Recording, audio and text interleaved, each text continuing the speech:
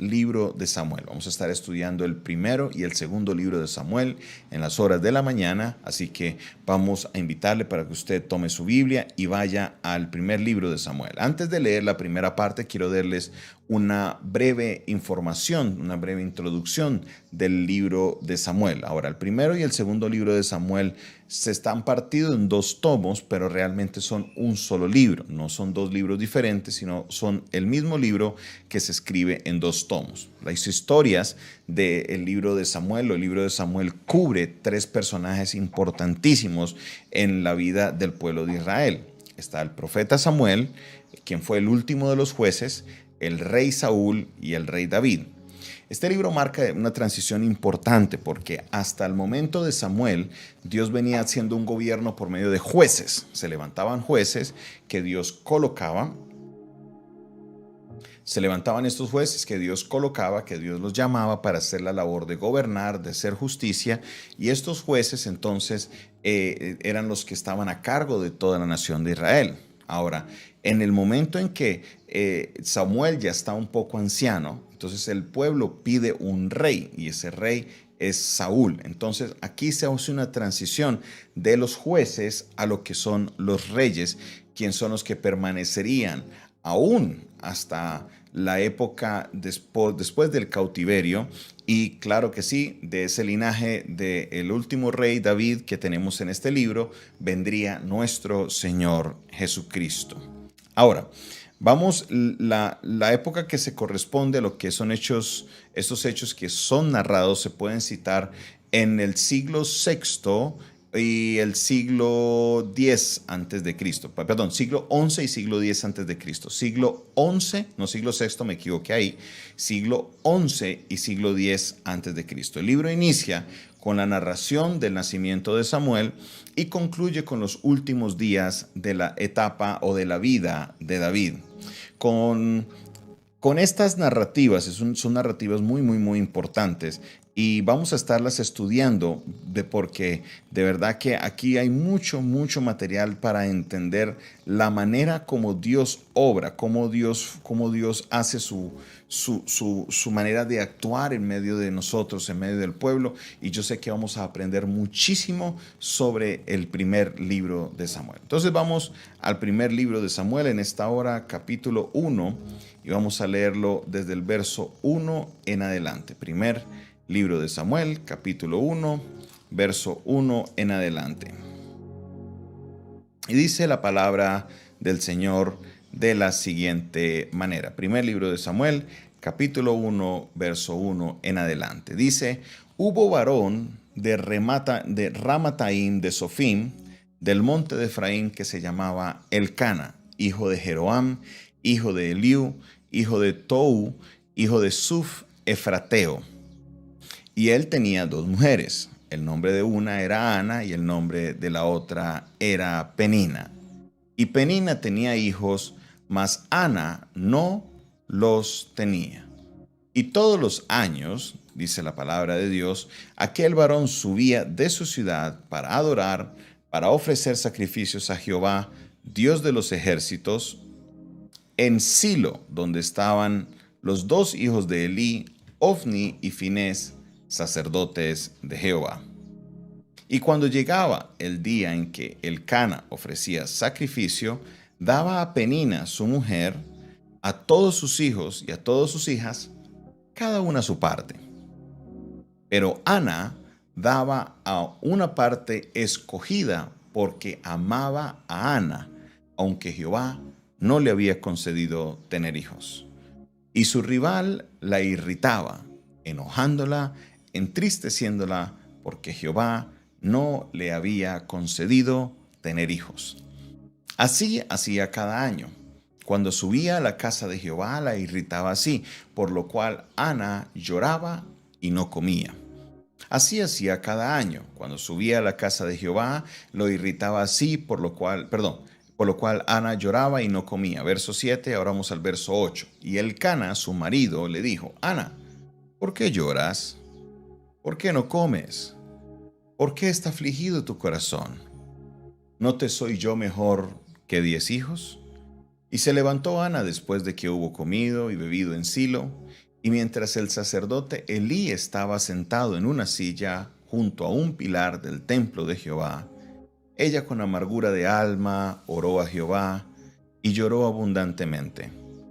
E hizo voto diciendo: Jehová de los ejércitos, si te dignares a mirar la aflicción de tu sierva, y te acordares de mí, y no me olvidares de tu sierva, sino que dieres a tu sierva un hijo varón, yo lo dedicaré a Jehová todos los días de su vida, y no pasará navaja sobre su cabeza. Y mientras ella oraba largamente delante de Jehová, Elí estaba observando la boca de ella. Pero Ana hablaba en su corazón, y solamente se movían sus labios, y su voz no se oía, y Elí la tuvo por ebria. Entonces le dijo Elí: ¿Hasta cuándo estarás ebria? Digiere tu vino. Y Ana le respondió diciendo: No, señor mío, yo soy una mujer atribulada de espíritu, no he bebido sidra ni vino, sino que he derramado mi alma delante de Jehová. No tengas a tu sierva por una mujer impía, porque la magnitud de mis congojas y de mi aflicción he hablado hasta ahora. Elí respondió y dijo: Ve en paz, y el Dios de Israel te otorgue la petición que has hecho. Y ella dijo: Halle tu sierva gracia delante de tus ojos. Y se fue la mujer por su camino, y comió, y no estuvo más triste. Y levantándose de mañana, adoraron delante de Jehová, y volvieron y fueron a su casa en Ramá. Y Elcana se llegó a su mujer, y Jehová se acordó de ella. Y aconteció, al cumplirse el tiempo, después de haber concebido Ana, dio a luz a un hijo, y le puso por nombre Samuel, diciendo: Por cuanto lo pedí a Jehová. Después subió el varón Elcana con toda su familia para ofrecer a Jehová el sacrificio acostumbrado y su voto. Pero Ana no subió, sino que dijo a su marido: Yo no subiré hasta que el niño sea destetado, para que lo lleve y sea presentado delante de Jehová y se quede allá para siempre. Y Elcana, su marido, le respondió: Haz lo que bien te parezca, quédate hasta que lo destetes, solamente que cumpla Jehová su palabra. Y se quedó su mujer, y crió a su hijo hasta que lo destetó. Después de que lo hubo destetado, lo llevó consigo con 3 becerros, un efa de harina, una vasija de vino, y lo trajo a la casa de Jehová en Silo, y el niño era pequeño. Y matando el becerro, trajeron el niño a Elí, y ella dijo: Oh Señor mío, vive tu alma, Señor mío. Yo soy aquella mujer que estuvo aquí junto a ti orando a Jehová. Por este niño oraba, Jehová me dio lo que pedí. Yo pues dedico también a Jehová todos los vivas que viva, será de Jehová. Y allí adoró a Jehová. Amén. Aquí vemos una maravillosa historia, la historia de Ana. Aquí, esta es una mujer de la que se habla mucho en los círculos de la iglesia, especialmente dentro de las conferencias que se abren sobre la mujer, porque la fe de esta mujer es una fe impresionante. Vemos la fe que ella tuvo a ir al templo y poder pedirle a Dios un hijo, poder pedirle a Dios esto que ella tanto anhelaba. Había una situación de conflicto en su casa fuerte, y vamos a estar mirando, vamos a estar observando esta situación de conflicto que se presentaba entre Ana y entre Penina, porque Penina es una historia similar a la de Raquel y Lea. Eran 2 mujeres, había un hombre que amaba más a una que a la otra, pero a la que él amaba no le había dado hijos, y a la otra mujer era la que le había dado los hijos. Exactamente pasa lo mismo. Aquí tenemos a Penina y tenemos a Ana. Penina era, obviamente él amaba, pero su mujer, la que él amaba, en la que había puesto sus ojos, era sobre Ana, pero Penina le había dado hijos, y Penina atormentaba a Ana, le echaba en cara, le decía, la enojaba y la entristecía, y esto causó un punto de quiebre. esto causó un punto de quiebre. Y quiero enfocarme en este punto el día de hoy. Vamos a estar mirando esta historia durante 2 o 3 días, analizando varias cosas importantes de este texto. Lo primero es que la situación de crisis trajo un punto de quiebre, trajo un punto en el cual Ana ya no aguantó más. Esta situación de Penina atormentando a Ana no era nueva. Venía pasando mucho tiempo, pero llegó un momento en el que Ana no pudo más, en el que Ana se quebrantó, en el que Ana le dice el texto que Elcana, su marido, le pregunta: ¿por qué lloras? ¿Por qué no comes? ¿Por qué está afligido en tu corazón? ¿Qué es lo que te pasa? ¿Acaso yo no soy mejor que 10 hijos? Ana no pudo más. Ana llegó a ese punto en el que ya todo el mundo se le vino abajo. No sabía qué hacer. No sabía cómo reaccionar. Era una mujer correcta. Era una mujer de bien. La Biblia no describe a Ana como una mujer que había sido una mujer impía, una mujer mala, no. La describe como una mujer correcta, una mujer que iba al templo todos los años y levantaba, daba sus sacrificios. Es importante entender que Elcana era parte del linaje de los levitas. Esto lo vemos porque tanto al inicio nos habla del linaje de los levitas, del linaje de Leví, y también lo sabemos por la ciudad en la que él estaba, y también lo sabemos por lo que hablan del sacrificio. En el versículo 26 dice que llevó consigo 3 becerros. Los que llevaban los becerros eran ya sea sacerdotes o los de la clase gobernante, pero por el linaje que se hace, por lo que es la familia, sabemos que Elcana provenía de la tribu de Leví. En la vida, mis hermanos, como Ana, nos pasa a nosotros. Hay situaciones que tenemos que están ahí, y por mucho tiempo son gigantes que creemos que podemos controlar. Por mucho momento son situaciones que creemos que las podemos manejar. Por mucho tiempo son situaciones que tenemos la paciencia, pero llega un momento en el que ya no aguantamos más. Llega esa gota que rebosó la copa. Llega una situación difícil en la cual ya nos lleva a decir: no podemos más, tenemos que buscar a Dios con mayor intensidad porque solamente en Él encontramos la salida.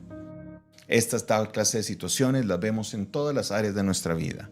En este momento, obviamente, en el área política la vemos también en nuestra vida emocional, lo vemos en nuestra vida matrimonial, en todas las áreas de nuestra vida vemos que llega un momento en que hay un punto de quiebre, aún en nuestra vida económica. Y hoy, mis hermanos, quiero decirles que estas situaciones muchas veces son necesarias en nuestra vida para podernos llevar a nosotros a ese punto en el cual buscamos a Dios con un desespero, buscamos a Dios con una efusividad, buscamos a Dios y colocamos nuestra fe en Él y solamente en Él. Y nos damos cuenta de que son en esos momentos en los cuales tenemos una respuesta de parte de Dios. Tenemos una respuesta de parte de Él. Mis hermanos, estas situaciones son necesarias muchas veces en la vida, aunque no quisiéramos, son necesarias para llevarnos a ese punto en el cual vamos a encontrar la respuesta de parte de Dios. ¿Por qué razón? Bueno, ya aquí es una deducción muy mía, esto no es una respuesta bíblica, pero lo que he observado es que cuando Dios obra en un momento en el cual la situación no está tan grave, nos cuesta reconocer que fue Dios quien hizo la obra. Nos cuesta reconocer. Muchas veces nos llevamos la gloria, decimos que somos nosotros, las palancas que teníamos, los contactos o la inteligencia que teníamos, porque no estamos en ese punto de desespero. Entonces Dios nos permite que nosotros actuemos en nuestra manera de resolver las cosas, en nuestra manera de hacer las cosas. Él nos permite que lo hagamos y lo hagamos y lo hagamos hasta que ya llega un punto en que no podemos más y solamente Él puede intervenir. Es una de esas maneras en las que podemos reconocer que fue Dios quien hizo la obra. En el momento del desespero, en el momento en que ya no podemos más. Esa es una de las razones por las cuales yo, en mi opinión, por lo que conozco de la palabra, Dios nos lleva a ese punto, porque nosotros en nuestra testarudez queremos llevarnos siempre el crédito de lo que Dios ha hecho. Por eso, Si estás pasando un tiempo de desespero en este momento, yo te invito a que voltees tu mirada a Dios y solamente a Él. Te entregues a Él con todo, le des a Él todo, le clames a Él, porque ¿sabes qué? Puede ser este el momento en el cual llegue esa respuesta de parte del cielo y tu situación cambie. Si estás desesperado, no te dejes llevar por los pensamientos del enemigo. Ya no hay nada que hacer, ya no hay nada que hacer, solamente corre, huye o quítate la vida. No, no, no, no, no, esa no es la solución. La solución es voltea tu mirada a Dios, clama a Él. La palabra de Dios dice, clama a mí y yo te responderé. Clamemos a Él, Dios te responderá y Él traerá una respuesta sobre tu vida. Aleluya. Gracias, Señor, por tu palabra. Gracias, Señor, porque en medio de esta palabra tú nos das, Señor, una respuesta. Son esos momentos, Señor, en los que llegamos a un punto donde no podemos más de nuestras propias fuerzas, en la que tú, Señor, estás preparando el ambiente para hacer algo grande en nuestra vida. Hoy te pido por cada persona que está conectada, Señor, que está pasando ese momento de rompimiento, ese momento en el que no aguanta más. Sé, mi Señor, que tu palabra vendrá desde los cielos y traerá esa respuesta sobre sus vidas. Señor Dios Todopoderoso, Dios maravilloso, Dios de proezas, Dios de maravillas, glorifícate, Señor. Exáltate, mi Rey. Bendigo, Señor, a cada persona que recibe esta palabra en su corazón y que será una palabra que caerá en tierra fértil, germinará y dará mucho fruto. Gracias, mi Señor. Gracias, mi Rey. Recibe la gloria, recibe la honra, recibe toda la alabanza y la exaltación, por siempre y para siempre, en el nombre de Jesús. Amén y amén. Esta fue una producción del Departamento de Comunicaciones del Centro de Fe y Esperanza, la Iglesia de los Altares, un consejo oportuno en un momento de crisis. Se despide de ustedes su pastor y amigo Jonathan Castañeda, quien les invita, para que si usted quiere aprender un poco más de nuestro ministerio, se comunique con nosotros al 316-617-7888. Dios les bendiga, Dios les guarde. Feliz mañana para todos. Bendiciones para todos.